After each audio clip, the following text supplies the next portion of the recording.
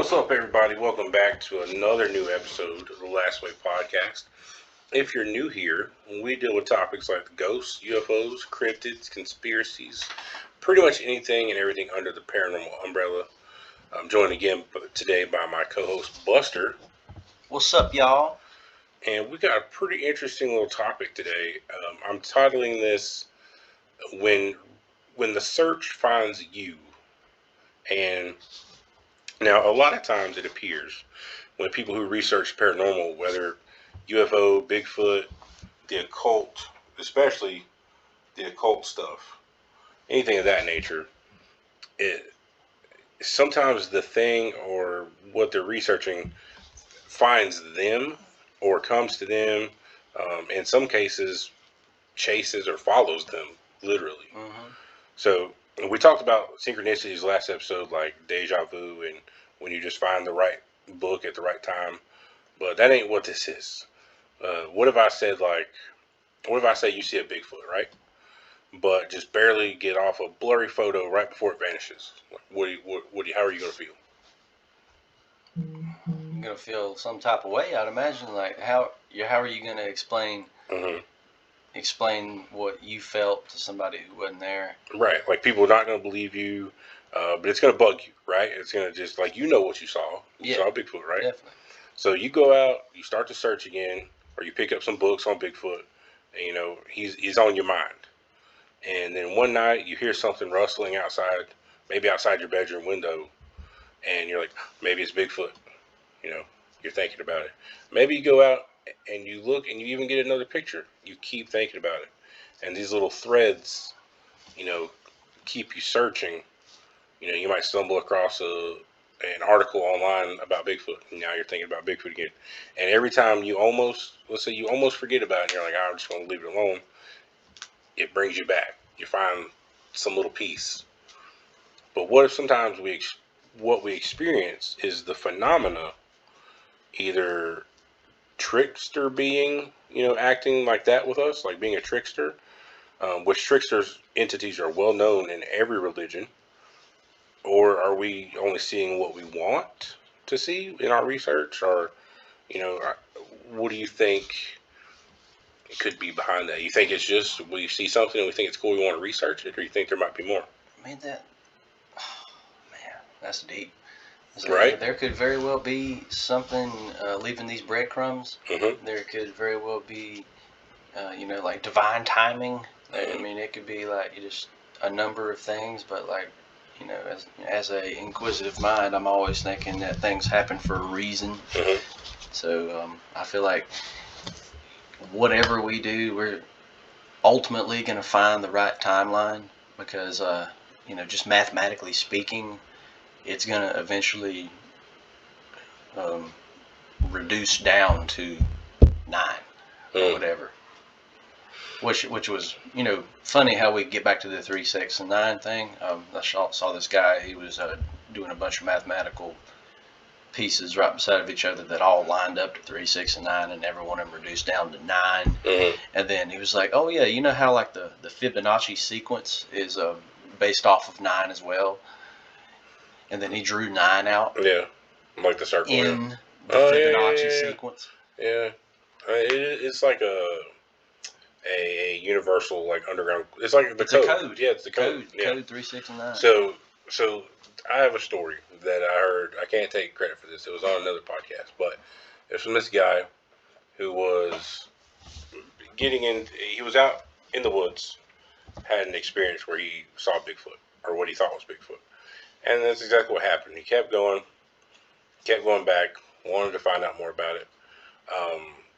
And apparently it was this place where you could leave offerings, and I've heard this in other Bigfoot stuff where people like leave little trinkets or something, and this one would be marbles, and they wouldn't touch anything else on this little tree stem or tree stump where people brought offerings. It's like a well-known Bigfoot area, except for just this guy's marbles, and it kind of like stuck with him. He wanted to keep researching it, so he did, and then he would go to like camping, and he would hear like in a different place he would go camping, he would hear like random like hoofs and hooting and stuff, and he would think Bigfoot. and all this stuff, and he kept going and kept going. And eventually, throughout his life, he did a lot of Bigfoot research, and at one point, he was even in his new home, like in a town, and he hears something outside. Here's his trash can is knocked over. Imagine the stuff falling everywhere. He looks out the window, looks down, and there, sitting at his trash cans, is a Bigfoot looking up the window at him, and he says the Bigfoot vanishes. Like he just dissipates. Yeah. Just like we were talking about on the last episode with the cloaking. That skinwalker, yeah, or the cloaking thing too. The cloaking thing is a big thing with Bigfoot. We hear that a lot. So is this, it was almost like it was toying with him. Like that being knew exactly where to look, to get you to see that he was going to be looking. You know what I'm saying? Like he knew that was the guy. Yeah. And right. So, I mean, they're more sentient than we give them credit for Yeah. or whatever.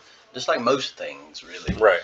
But, yeah, he came to him, allegedly, and was toying with him. Yeah, I mean, that's what it seems. And, again, you do hear that quite a lot with Bigfoot and other phenomena. Like, there will be these breadcrumbs that just keep popping up and keep pulling you back in. I mean, that happens with me, like we talked about last episode with the with that book, the Celestine Prophecy. How I was just bending down to get something in my room, randomly my eyes landed on a book I've never read. It was exactly what's happening right now. It was even talking about synchronicities in the book. I mean, it was like exactly like it was meant to happen. That was the product of an equation. Yeah, I mean, it literally. The algorithm. Like, okay, so this one person I met, I talked to them, and we broke down how we met and the minute change it would have taken for us not to have met and have like a 10-year friendship. And it came down to like someone putting a folder on a desk to their left instead of putting it onto the desk to their right. Like the person that, if they would have put the folder on a different desk, we would have never met through this, like through two other people. Like we've tracked it way back. And if that little minute thing wouldn't have happened, we'd have never met. And it never would have changed, 5-10 years of your life. And it's just, it seems like there is a code, like there's something. But as far as the phenomenon itself, we also, excuse me, clearly have evidence of like UFO abduction cases where you have it like in the family line, like a parent will have it and then they'll find out either their kid was later abducted by aliens or their grandparents. That only makes you wonder if what makes them a target or makes them a candidate for abduction would be something genetic, like, passed down through the generational lines. Like, okay, so synchronicities, right? Yeah.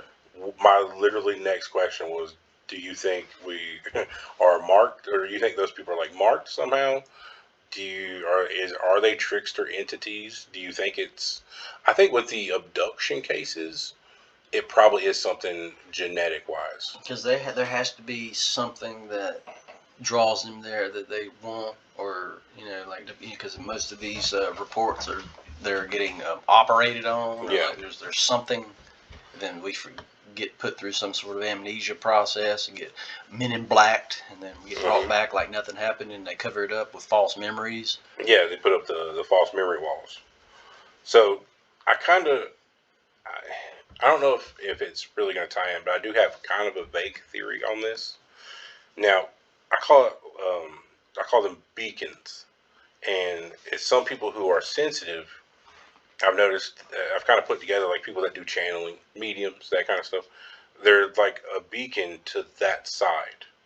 And that is why you see, like, in my opinion, a lot more women than men are sensitive, psychics, mediums, that kind of thing. I mean, I assume so. That seems to be what the general consensus is, right? It's more women than men.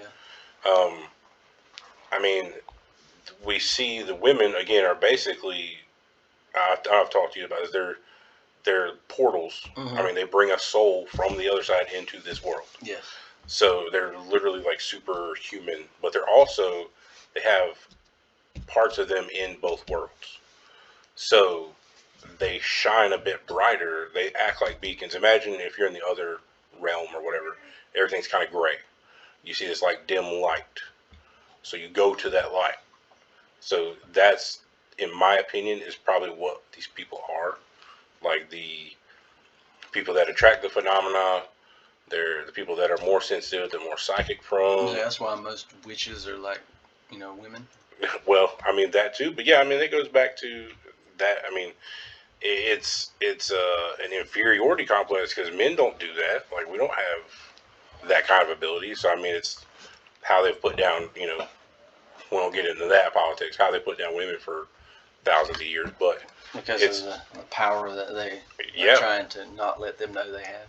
yeah. I mean, it's is it again? Are they marked? Are they cursed? It's are they just more visible to people on that side? I mean, I know I talked to a lady with that the paranormal ad that I put out.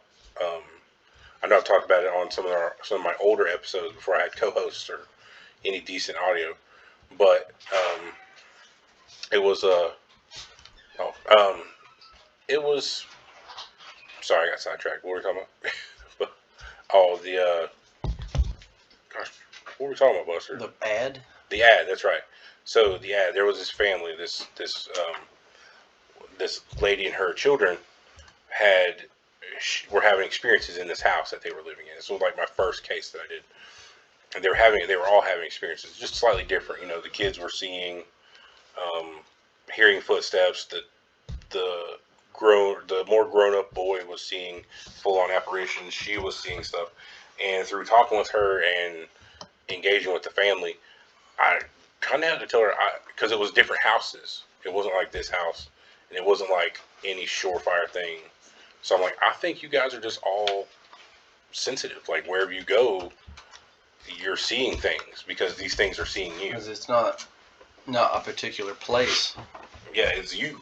Yeah. Yeah. So as you're going through this ethereal, you're being seen and being witnessed. So these things like spirits or wayward entities are coming to you. So I don't know. It's a tough one. I think there is there's some kind of thread to this paranormal situation, the paranormal umbrella or web, whatever we want to call it. Is because I mean we've both had it. We've been talking and then be thinking the same thing, type the same exact thing, and it's just a stream of thought that I mean that our whole last episode was off of a small conversation from one of our group chats. With the whole underground aliens thing. Mm-hmm. So it's just weird. I remember one time. Have you ever seen this show called Hellier? It was on Amazon Prime. I think it's on YouTube. I don't think so. It's this group or this small group of investigators, and it's really good if you look it up. It should be on YouTube, but they have a bunch of stuff happen. Their original case was in Kentucky with people seeing goblins. They go up there, and then through that, they lose contact, but they also gain contact with other people that send them like weirdly cryptic messages, and it sends them on this like goose chase all the way through Tennessee and North Carolina, which I think they're talking about the Black Mountain area. About I think I was just over there. Like occult stuff, the Green Man, Bigfoot, goblins. I mean, secret entrances underground. I mean, there's a bunch of stuff, and all these weird little threads keep happening to them to lead them on this. That's how I found out about the Estes method we were talking about with the headphones. Yeah. They go to these places and do that in nature, which I think is really actually cool. They do it outside. Now, if we went to, there's the Brown Mountain Lights. The Brown Mountain Lights, yep. You can actually go up there and go camping. I know the exact little pull off you're supposed to go to be able to see them. No, I was just there. 2 weeks ago? Oh yeah. Yeah. It's nice. I would like to go now that it's getting cooler out. We should definitely plan like a day trip camping in one of those, or camping or hiking or something in one of those weird areas. Be nice, cool, try to get some evidence. That'd be sweet. I think we are going to try to have an investigation coming up. So for anyone who doesn't know and also wants to follow that part of what we do on Facebook, we have a small paranormal group called Hickory Occult and Paranormal Society, or HOPS. And Buster hasn't gotten to go on an investigation yet, so that would be fun. This one in Virginia is picking up. Hopefully, I'll be able to talk to that person. It's without giving too much information, it seems to be a slightly darker case. Stuff being moved. The person thinks they're possibly possessed. I'm leaning more towards oppressed, just because actual possession is so rare. Um, and I'll tell you this: I have not gotten. I've been doing that ad for. And again, you'll have to go back and listen to some of the episodes. I've got a couple um, on our channel, and requesting stories and requesting if people need help, in the paranormal field. And I have gotten the most insane responses. I enjoy it and I love it and I love helping people. But people are literally like, I've never gotten somebody like, hey, I have a ghost. You should come look at it. No, it's like, I think I'm cursed. I'm legit cursed. I have shadow people following me. My house is haunted by demons. I mean, I'm possessed. It's like the people are going through it, man. And you bet you did not expect that at all. No, I mean, I almost had to start writing a book about it just because of the sheer ridiculousness of it. The least ridiculous one was the one I just told you about, the family who I think are all sensitive. That was the least ridiculous response I've gotten. All the way from like grown people emailing me about they think they're having to deal with a succubi or an incubi, all the way from a person who I believe was legitimately cursed because, without using names, they went to the gravesite of one of the witches that I think it's one of the American Horror Story or something, maybe not that, one of the horror movies is based on, and went to her actual gravesite. It might have been not Sinister, one of the other jump scare movies, but anyway, and they picked a flower from beside the gravestone and took it home. Oh, don't do that. Exactly. Don't do that. Attention, listeners, don't do that at home. Don't ever do that anywhere. Don't take anything from grave sites. It's bad. But they literally took a flower home, and they were like newlyweds. Everything went to pieces. The marriage, jobs, health. People were in and out of the hospital, and they don't know what they did with it. And I was like, I tried to give them some like how to work through curses and how to cleanse yourself and that kind of thing, but I would not take anything from gravestones. No, because it's already picked up on the aura. Yeah, especially from like an infamous witch. Then you want to take the aura home with you. Yeah, no thank you. No thank you. That's one thing I don't claim to collect is and we're kind of in the free chat realm at this point of cursed the show. Items. Yeah, cursed items. I think the prospect of having them is cool and dangerous, but I'm not careful enough. You don't want to expose yourself to that level of torment. Yeah, no, I definitely do not ever want that to happen because then you get like, you have to figure out how to contain them. You got to put them behind glass. If they are too crazy, you got to assault them. There's just a lot. Yeah.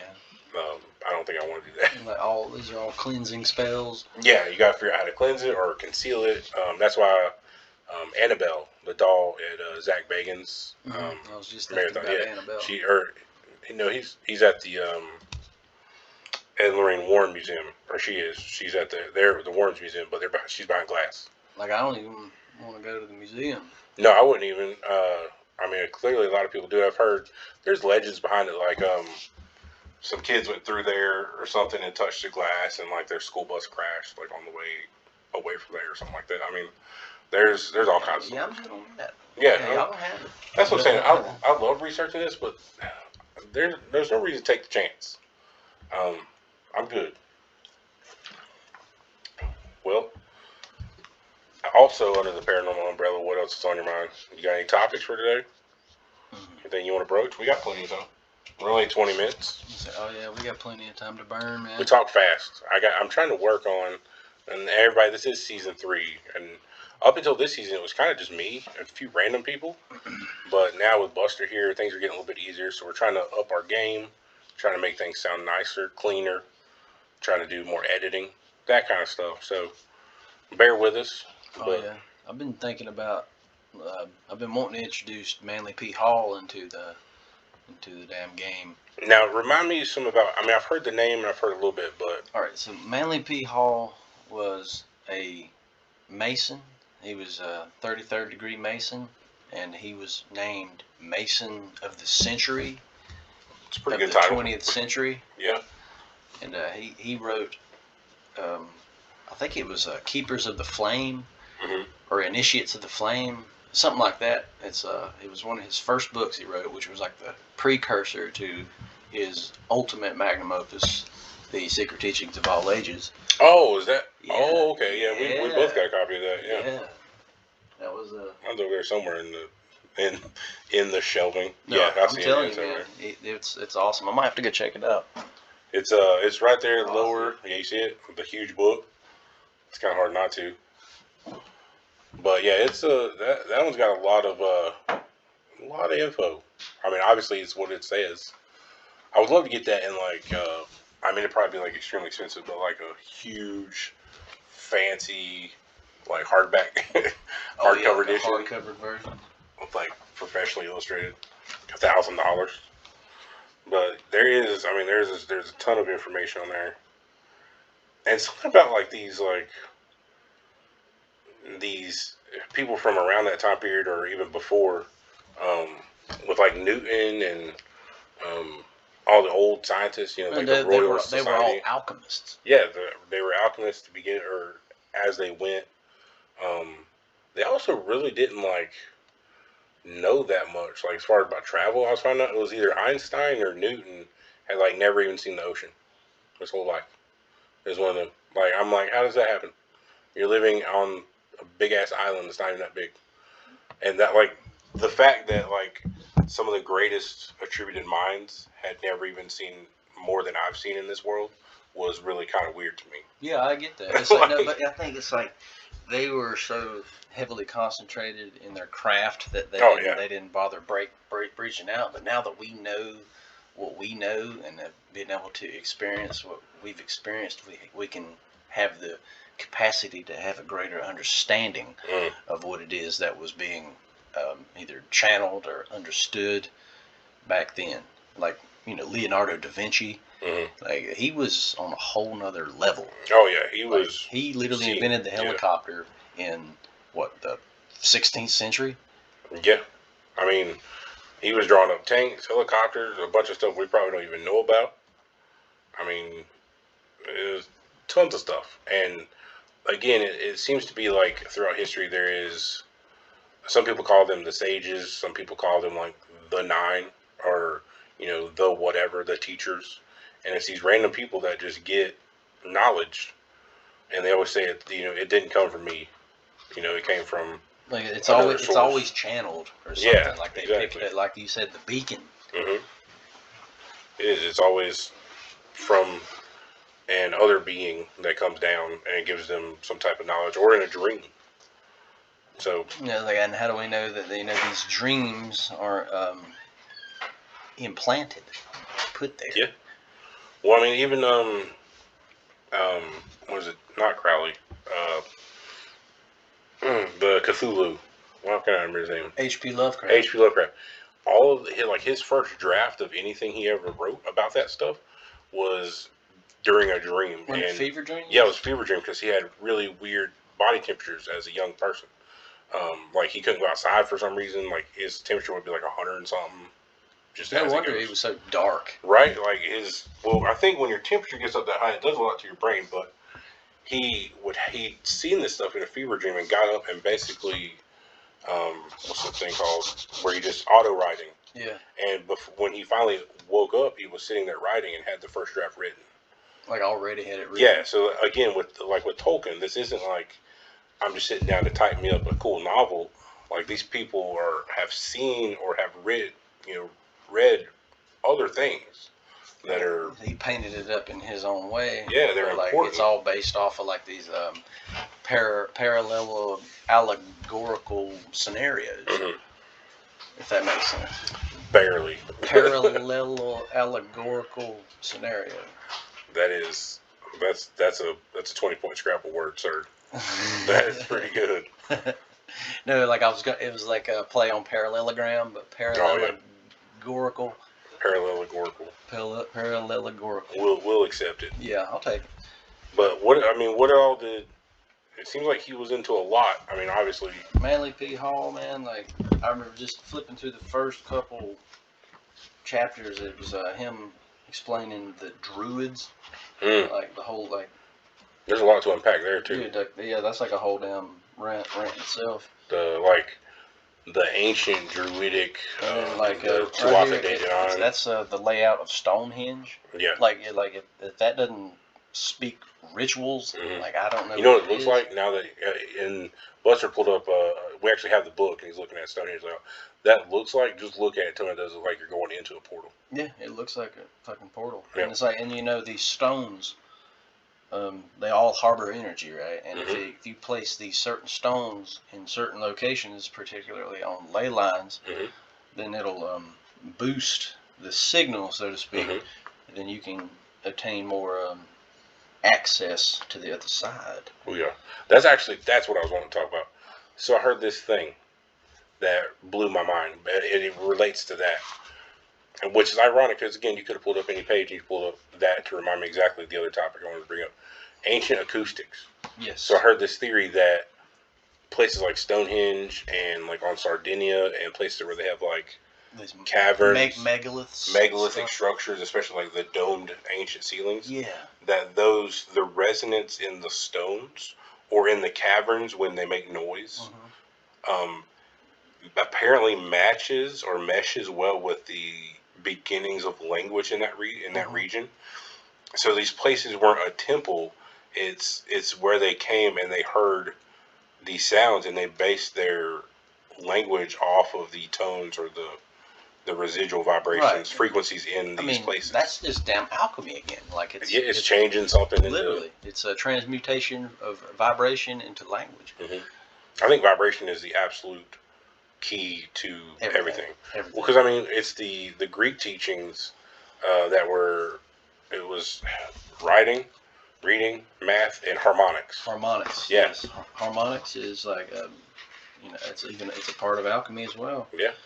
Because we are all just, if we didn't vibrate, we would just collapse into particles. Yeah, because nothing rests. I mean, this is basic physics. Nothing rests. Everything is in a state of movement, change, rhythm, chaos, and we're getting into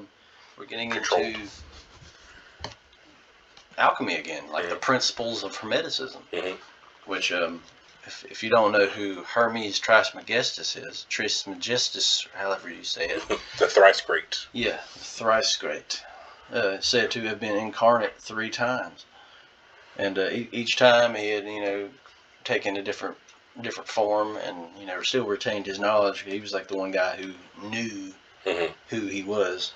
There's another story about a guy like that. It's, I think his name's Saint Germain. And he it's this guy that is an alchemist, and he pops up looking like he hasn't changed, and he pops up in just random centuries. Like there's I can't remember the other name for him, but there's it's like the Hermes and Hermes Trismegistus. It's like there's 2 or 3 different names for this person, and they pop up throughout random centuries, but it's like there's these weird connections between them. So it's like has he found the secret to everlasting life and that kind of stuff. The life and writings of Hermes Trismegistus, and there it is. Which he said it was considered the embodiment of the physical universe. No, the embodiment of universal mind. Yeah. So like consciousness. It is a. And then we get back to what I was trying to explain the other day. Well, what is human? Break down the word human. You got hue. Hue being what? Hue is a color. Color. What is color? Color is light. Light. Man. Manifest. Light made manifest. I was actually wanting to do a whole one whole episode on etymology and how our words came to be, because and some of them don't make any sense. Like you could just think of random things. I was thinking the other day that God is the Alpha and Omega, and if you say "Oh my God," you're saying Omega, and if you're saying Alpha, All Father, which is what they called Odin. It's like it's this weird like trickle down because in words it sounds absurd, but that's exactly how words work. That's spelling. Yeah, that's how we that's why we have goodbye because someone got lazy from saying God be with you. Like that's we got that word from like a whole sentence. Yeah, And that's that saying is a contraction. yeah. It's How many other sayings are contractions? a bunch of them. I mean, and we continue to do that. I mean, with like y'all. Yeah. I mean, we You continue all. to evolve, and even though that one's kind of a regional dialect, if you will. I know, but it still makes perfect sense. There's a reason it's cliche, you know. Yeah, and I mean, like if we go back to the previous episode, we were talking about ancient civilizations and hidden and collapsed civilizations and such. Look at where we are. Look at where the Egyptians were, where they're using hieroglyphics. Look at we are almost just using emojis. Yeah, like And hieroglyphics. we've resorted back to hieroglyphs. Yeah, we've worked our way back around. So if we get, say, 20 more years down the road, which would be 2040, which is when that one dude we listen to thinks it's going to, the Phoenix event. The Phoenix plasma. Yeah, plasma apocalypse, Phoenix event or whatever. And then we get erased, right? And then we have to go underground or whatever. The people that come up 25, 50, 100 years from now, they're going to be writing in emoji. So, Yeah. you know what I'm saying? They're going to have our abbreviated. Yeah, they're going to have our abbreviated. They'll send, instead of text, it'll be TXT. Or there'll be LOL everywhere. And. Which, do you remember the Keck? Pepe? Oh, yeah, Pepe the frog? Yeah. Which was a derivative of Keck. So it just. Which came from the god of darkness in Egypt. Did not know that. Yeah, and apparently it was like it meant it was like a form of like laughing. It's like a dark humor. It was basically dark humor, and then instead of laugh out, LOL, laugh out loud, it was KEK for Keck. That's interesting. Yeah, that was weird, and it started really coming out in the gamer society.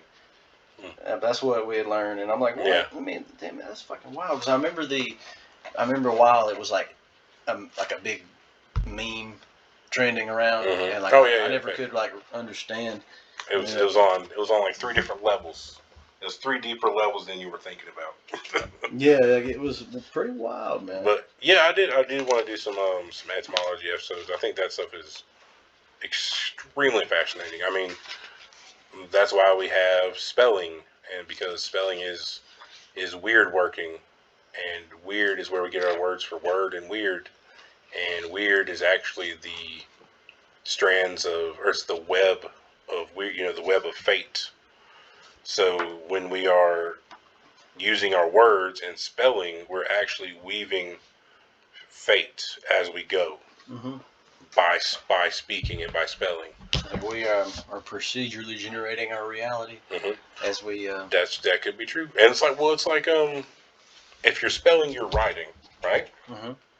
Did I not show you that clips from that one random zombie book I started writing? And it was like a play-by-play of what actually happened. Yes, and how everything was going during that time. Except we haven't had zombies yet. Yet. And it was like a really weird play-by-play, and it was like I probably started writing that 12 years ago, 10 years ago maybe. So it's weird how, I don't know, everything seems to. So if I was spelling that into existence, these ironies. Yeah, synchronicities. We get the second episode in a row. You ever heard the phrase "Be careful what you wish for"? Yeah, that's why I tell family members that worry too much. It's like, you gotta calm down. You're gonna manifest it. Be careful what you wish for. Yeah, you're gonna manifest it by thinking about it. Because a word becomes, or a thought becomes a word becomes an action, and action becomes reality. That's a good way to look at it. Yeah, I guess it's the process of doing. Creating.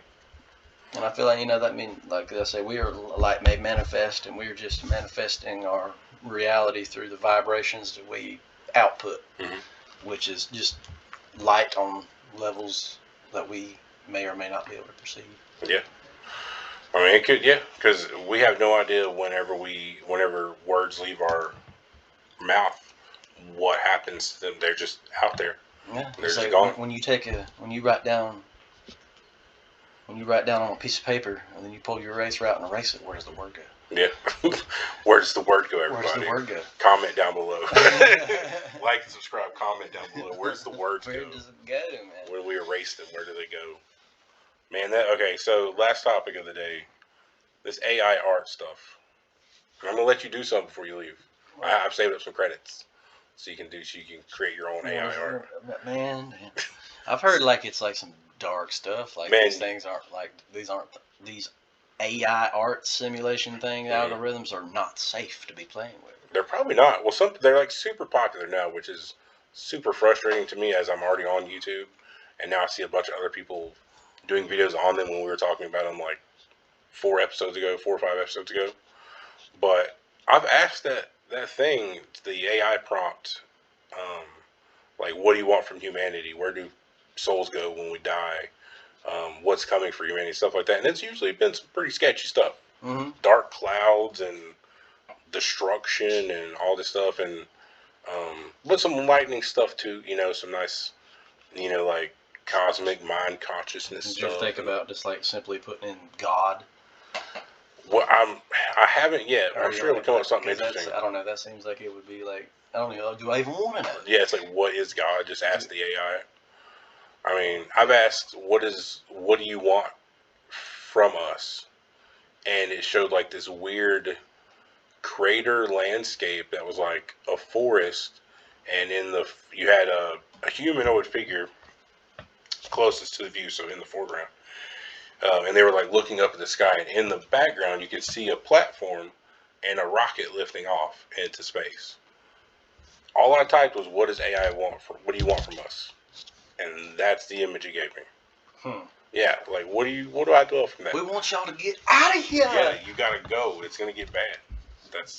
Or it wants us to take it to space, which is where the International Space Station is. And I'm still saying that's the AI. The Black Knight. The Black Knight or the International Space Station. And you said that's the living robot? Mm-hmm. That is, yeah, because, and again, ISS, wordplay, what we're saying, when we say International Space Station, is ISS. ISIS, yeah, ISIS. And ISIS is known as the Queen of the Throne, or like the right hand, or the hand of, you're at the right hand in the heavens, the throne on high. And I'm just like, that's the throne on high, and she's known as literally the Queen of the Throne. I'm like, that's a little bit too, there's some coincidence there's a lot of synchronicities. Yeah, there's a lot of links. So yeah, a lot of threads. Huh. But then, like I say, I wouldn't mind. We need to dive into this. Yeah, like this one right here is really something. Yeah. Everybody needs to understand this. The Secret Teachings of All Things by Manly P. is a massive book. But you can get it on Amazon. I'm sure you can get it on Audible, but man, I don't know who would read that. So you could actually, they must have paid whoever did that like $1 bajillion. So hey man, I might be able to, I can sell it. Yeah. But yeah, check that out for sure if you ever get the chance, and we'll definitely dive into it on a later episode. Probably a 2-3 part episode on that one. But I guess that's going to do it for today. We've done a couple episodes. We've had a good time. I want to thank everybody for stopping by. I want to thank Buster for coming through again. Oh yeah, thank you guys. We'll catch you on the next one. Like and subscribe. Follow us on Facebook. Peace out.